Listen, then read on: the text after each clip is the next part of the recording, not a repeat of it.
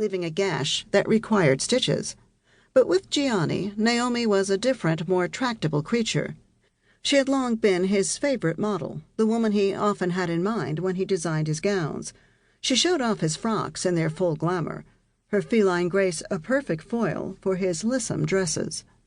Versace had brought her fame as one of the original supermodels, the group of exquisite girls Gianni had launched. He also played the role of the protective big brother, a sab to her skittish, high-strung character. Cementing her bond with the clan, Naomi had become fast friends with Donatella, who often invited her for weekends at the Versace mansion on Lake Como.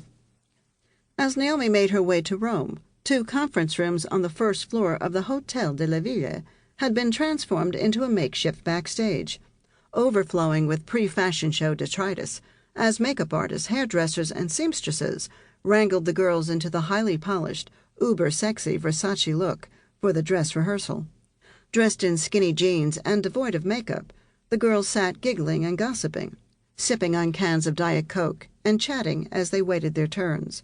Some were as young as 14 and still had prepubescent, almost boyish figures. Indeed, aside from the supermodels, many models are surprisingly plain without makeup. They are chameleons that designers can transform into the type of women they want to project that season.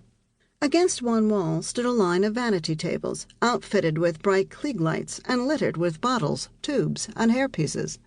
Makeup artists held the girls' chins firmly, turning their heads left and right to get a good look at their work. The room grew stifling with the sickly smell of hairspray, cigarette smoke, and espresso vapors. Because the show was just a one-night stand and not part of a fashion marathon, the hair and makeup people had a relatively easy time of it. During Fashion Week, when the girls scurry from show to show, the hair and makeup artists have to rush to remove the fake nails, elaborate hairdos, or full-body bronzing gel that the last designer demanded. A model who works the whole 5-week runway season will find her skin, hair, and nails wrecked by the relentless grooming. Once made up, the bare-breasted models stripped down to just heels and tiny G-strings, their Brazilian bikini waxes on full display, and waited for dressers to help them wiggle into the clothes without smudging their makeup or leaving stains on the dresses from the greasy lotion they'd applied to their legs to make them shine under the lights.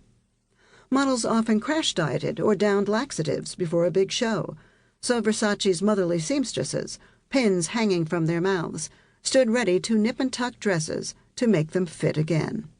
Double-sided tape was strapped to the model's breasts to keep them from popping out of Versace's signature plunging necklines on stage. Trays of food sat untouched.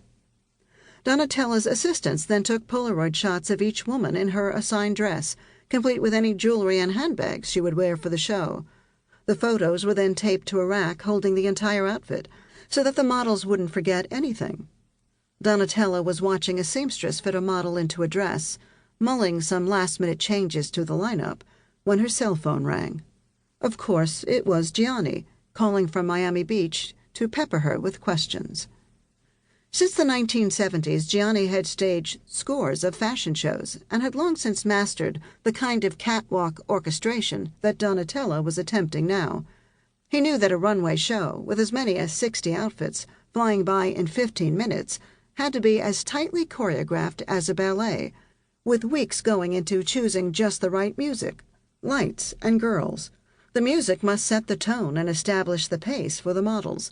The designer must decide which model shows off a particular outfit in its best light, and the order in which the outfits are shown will determine the overall impact of a collection, with the opening and closing pieces being the most important choices.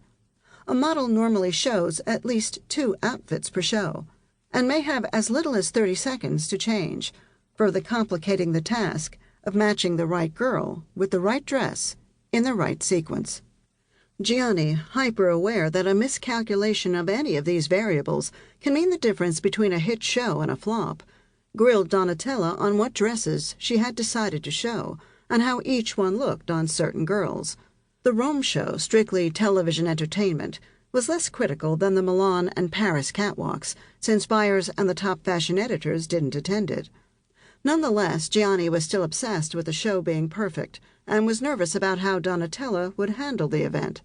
While Gianni loved his sister profoundly, he didn't fully trust